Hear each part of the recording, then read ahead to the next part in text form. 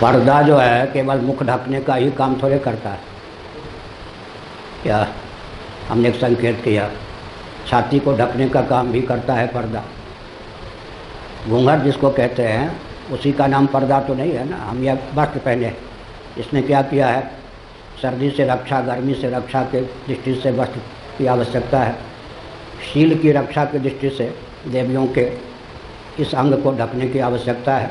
ठीक है, बालिकाएँ तो निरावरण उत्पन्न होती हैं, लेकिन धीरे धीरे ज्यों-ज्यों उनके जीवन में मन का विकास होता है, जो छोटे बच्चे होते हैं उनके लिए उपनिषदों में कहा गया अमनस्क स्थिति होती है उनमें। धीरे धीरे जब मन का विकास होता है तो मन में सन्निहित जो कामक क्रोध आदि हैं उनका भी विकास होता है। तो शील की रक्षा के लिए छाती वाले अंश को ढकने की आवश्यकता है, ये तो मानना ही पड़ेगा। नीचे के जो मलमूत्र के द्वार हैं उनको भी तो ढकने की आवश्यकता है ही। इतने अंश को लेकर तो विवाद नहीं है। और मैं एक संकेत करता हूँ साहित्यिक भाषा में, अधिकृत व्यक्ति या स्थल के अतिरिक्त स्थल पर जो निरावरण रस है रसाभास हो जाता है। अधिकृत व्यक्ति के प्रति अधिकृत स्थल पर रस निरावरण हो तब भोग्य बनता है, अन्यथा सर्वत्र अगर रस निरावरण रहे तो रसाभास हो जाता है। उदाहरण के लिए मैं कहता हूँ गोरस है, रस है या नहीं? अब उसको ढक के रखते तो चींटी मक्खी आदि से उसकी रक्षा होती है या नहीं? और अगर मोदक है, गोरस है, दही है, दूध है, मक्खन है, इस सब को ढक के नहीं रखेंगे, पर्दा आवरण युक्त नहीं रखेंगे तो उसमें क्या होगा जी? मक्खियाँ भिनभिनाएंगी, चींटियाँ।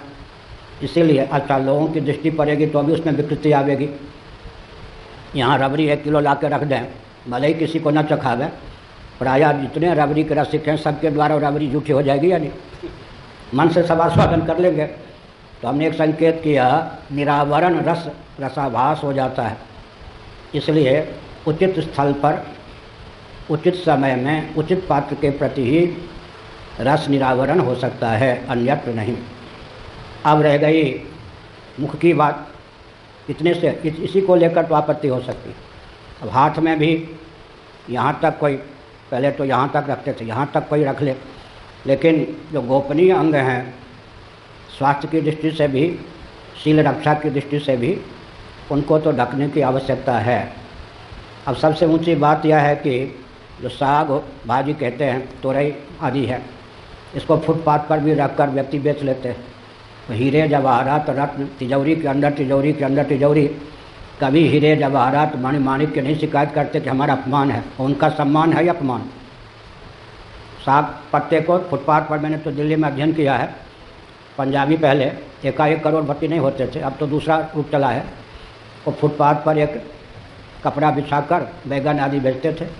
फिर मैंने देखा 1 साल के अंदर वो धकेल पर इतना कमा लेते, धकेल पर सब्जी मोहल्ले मोहल्ले में बेचते थे। फिर एक दुकान किराए पर ले लेते थे। फिर धीरे धीरे 5-7 साल में वो लाखों रुपये से खेलने लगते थे। साग सब्जी को तो फुटपाथ पर भी व्यक्ति खुले रख करके निरावरण रख के बेचता है, लेकिन हीरे जवाहरात की दुकान पर जाएं, तिजौरी के अंदर तिजौरी, तो वो हीरे जवाहरात का अपमान नहीं है। इसलिए स्वास्थ्य की रक्षा की दृष्टि से और शील की रक्षा की दृष्टि से पर्दा प्रथा है, विद्वेष की भावना से नहीं। स्वास्थ्य और शील दोनों की रक्षा और सौंदर्य की अभिव्यक्ति। आप थोड़ा विचार कीजिए, जिस अंग पर व्यक्ति का आकर्षण होता है, कोई सुंदर है या सुंदरी है, उसके मुख पर आकर्षण होता है, लेकिन हर समय अगर उसका मुख खुला ही रहे तो आकर्षण का विषय वो बनेगा क्या? विभत्स हो जाएगा। इसलिए सौंदर्य भी तब तक सौंदर्य होता है जब तक वह उचित समय तक उचित स्थल पर आवरण युक्त होता है। प्रश्न जिसने भी किया हो, प्रेरक को उत्तर मैंने दिया। अपनी अपनी प्रथा होती है। प्रायः दक्षिण की जो माताएं होती हैं, महाराष्ट्र से ही प्रारंभ, पुराने ढंग की, सिर को नहीं ढकती, उनके बदले पुरुष सिर को ढके रहते हैं। जैसे हमारे ये नहीं, कौन है?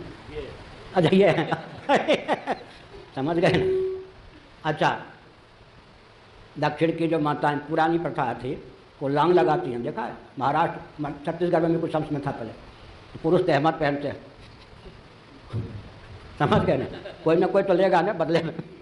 उधर वाले लांग, पुरुषों वाली लांग चली गई देवताओं देवियों में, तो देवियों वाले जो बिना लांग के पुरुष लगते हैं मत, वो सर नहीं ढकती हैं, उनके बदले प्राय पुरुष सर ढकते हैं। अब आप देखते हैं गुरुद्वारे आदि में सिर पे कपड़ा रख के ही जा सकते हैं, नंगे सिर नहीं जा सकते हैं। एक विचित्र बात है कि पर्दा प्रथा सबके यहाँ, कितने अंशों में केवल इतने विचार की आवश्यकता। जहाँ सौंदर्य का प्रदर्शन लक्ष्य है वहाँ तो देहात्मवाद है, जहाँ स्वास्थ्य की रक्षा और शील की रक्षा लक्ष्य है वहाँ तो पर्दा प्रथा की दार्शनिकता, वैज्ञानिकता, व्यावहारिक धरातल पर उपयोगिता बहुत आवश्यक है। एक सच्ची घटना है जो स्वामी जी ने बताया। एक कोई मनचला बाबा बेस में, मनचला सचमुच का नहीं, बम्बई में घूम रहा था। एक राजस्थान परंपरा की महिला कोई थी, वो जा रही थी, साड़ी वाड़ी के रंग वंग बहुत चमकीले थी। उसको समझ में आया कि ये बाबा वेश में जो कोई है मेरे पीछे लगा हुआ। वो तेज़ गति से चलती रही। जब उसके जहाँ रहती थी वो दरवाजे के पास पहुँच गई तो बाबा की ओर मुँह खोल करके यूँ कर दिया। चेचक के दाग से भरपूर मुँह था। अब बाबा यूँ करने लगा। उन्होंने कहा देख लिया क्या है, किस पे तुम आकृष्ट था? समझ गए? इसका मतलब क्या है? इसका मतलब है कि शील की रक्षा, सौंदर्य की रक्षा और स्वास्थ्य की रक्षा तीनों की दृष्टि से पर्दा प्रथा की व्यवस्था है। समझ? और भी बहुत कुछ है इसमें। अभी मैं तंत्र पर एक ग्रंथ लिख रहा हूँ। जिन तत्वों से शरीर बना है उन तत्वों से शील का फलन नहीं होता। पृथ्वी, जल, तेज, वायु, आकाश, इनसे शरीर बना है ना हमारा पांच भौतिक शरीर। यह भी तो पृथ्वी का अंश है ना कपड़ा। पृथ्वी के संसर्ग से शील का फलन नहीं माना जाता, क्योंकि पृथ्वी का तो सन्निवेश रग रग में है। अच्छा, जब स्नान करते हैं तो जल का सन्निवेश होता है या नहीं?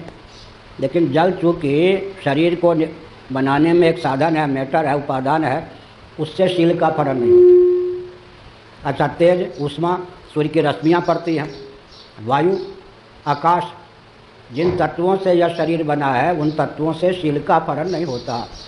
लेकिन वो तत्व भी स्वास्थ्य के लिए घातक न हो जाए, इस दृष्टि से भी पर्दा की आवश्यकता है। गर्मी ज़्यादा लगती है तो सर पे रुमाल ही रख लेते हैं या नहीं? तो हमने बताया पर्दा प्रथा के पीछे तीन हेतु हैं: शील की रक्षा, सौंदर्य की रक्षा और स्वास्थ्य। स्वास्थ्य, शील और सौंदर्य तीनों दृष्टियों से पर्दा प्रथा की उपयोगिता है। आगे कोई प्रश्न?